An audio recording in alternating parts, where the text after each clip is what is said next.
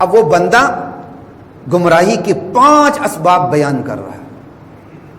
كذلك يضل الله من هو مسرف مرتاب الذين يجادلون في آيات الله بغير سلطان أتاهم. آگے کہہ رہا ہے كذلك يضل الله كذلك يطبع الله على كل قلب متکبر جبار. گمراہی کے 5 اسباب بیان کر رہا ہے. مسرف، مرتاب، یجادلون، متکبر، جبار. مسرف بندہ حد سے بڑھ جائے، اخلاق اس کے لت پت ہو جائیں، ہر برائی کی چاٹ اس کو لگ جائے، بدی اس کو اچھی لگے، نیکی اس کو بری لگے. یہ پہلی بیماری. مرتاب شک میں پڑ جائے، اپنے آپ کو بندہ سمجھے میں ہی بکرات ہوں ارسطو ہوں. اگلے والا جتنی سامنے بیان کرنے والا جتنی اچھی بات بھی بیان کرے، کیڑے اس نے ضرور نکالنے. نہیں مجھے شک ہے، مجھے شک پہ میں نے آپ کو لطیفہ سنایا تھا نا گزشتہ پیوستہ جو ہے، مجھے شک ہے. سمجھ آئی بات؟ لا الہ الا اللہ. تو جنہوں نے نہیں سنا پھر اشارہ کر دیتا ہوں. ایک بندے نے کہا مجھے شک ہے، وہ میری اس کے ساتھ دوستی تھی اور بہت بڑے عالم دین کا بیٹا تھا. وہ ایف سی کالج میں پڑھتا تھا، شاید میں اس کے کمرے میں بیٹھا ہوا تھا یا وہ میرے پاس بیٹھا ہوا تھا، یاد نہیں. کہتا مجھے کوئی ہرا نہیں سکتا، بات کرو تو مجھے شک ہے، مجھے شک ہے. میں نے کہا یار ناراض نہیں ہونا. میں نے اس سے پہلے وعدہ لیا، پھر میں نے کہا آپ کس کے بیٹے ہو؟ میں نے کہا فلاں کا بیٹا ہوں. میں نے کہا مجھے شک ہے. میں کہا ناراض نہیں ہونا، کیونکہ بے تکلفی تھی اس سے میری.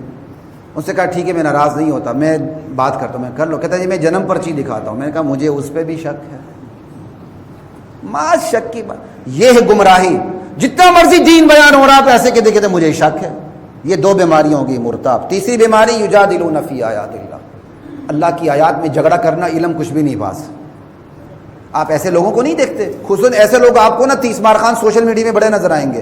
کک استنجا کا پتہ نہیں ہوتا، اسلام کی باتیں آسمان کی مارتے ہیں، ڈیبیٹ پہ اتر آتے ہیں. بھائی تیری حیثیت کیا تو ڈیبیٹ کرے؟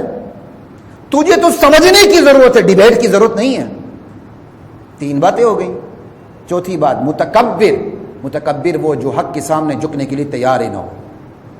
جبار کیا مطلب؟ سرکش، جو شریعت الہی کی پابندیاں اس لیے توڑے کہ اس کو ظلم کا موقع ملے.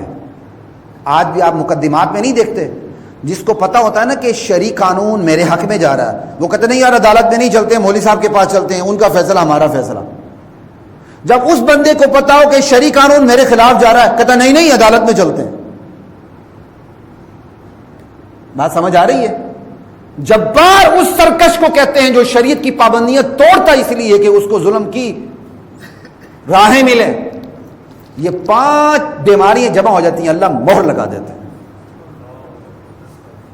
اب پیچھے فرعون نے یہ کہا تھا. اب جب اس نے اتنی سنجیدہ باتیں کی تو فرعون گھبرا گیا کہ میرا اپنا بندہ ہی میرے تختے کو کھیڑ رہا ہے. اس نے اس کی دعوت کو مذاق بناتے ہوئے کہا حامان ایک محل بناؤ، میں چڑھ کے دیکھوں یہ موسیٰ کے خدا کو کہاں ہے، ذرا جھانک کے تو دیکھوں. اس نے اس سنجیدہ بندے کی دعوت کو مذاق بنانا چاہا. لیکن جس چیز پہ میں فوکس کر رہا ہوں وہ سنیں، کیونکہ اس کو میں فوکس کر چکا ہوں گزشتہ سے پیوستہ جو میں. یہ جو بندہ تبلیغ کر رہا ہے یہ چڑھ نہیں گیا کہ بادشاہ کے ساتھ غیر سنجیدہ رویہ اپنائے یا کسی بھی طریقے سے. اس نے بادشاہ کو نظر انداز کرتے ہوئے مزید مدلل طور پہ بات بیان کرنی شروع کر دی. سنجیدہ ہو گیا.